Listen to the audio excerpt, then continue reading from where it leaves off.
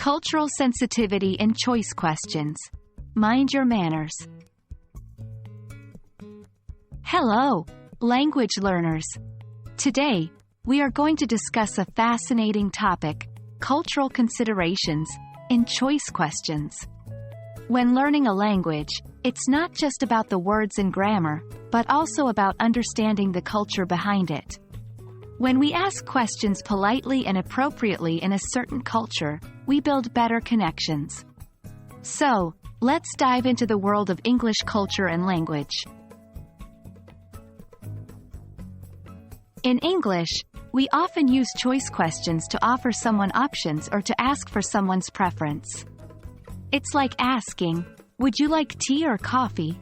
But depending on the context and the relationship between the speakers, the way we ask these questions can change.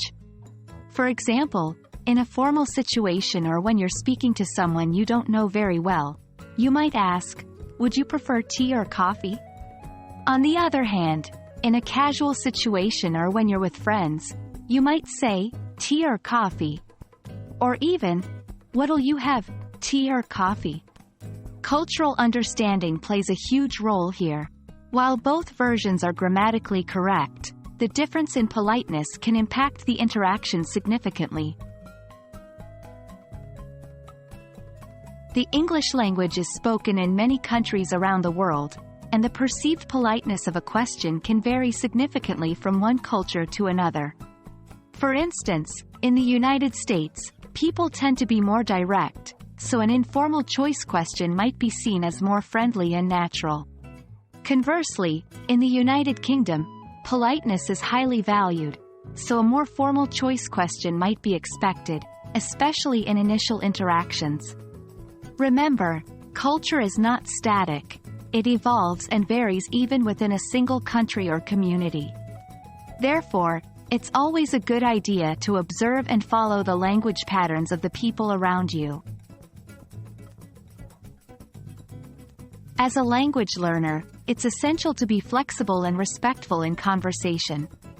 This means that even if you're more comfortable using informal language, it's a good idea to use polite choice questions when you're unsure about cultural norms or when you're in a more formal situation.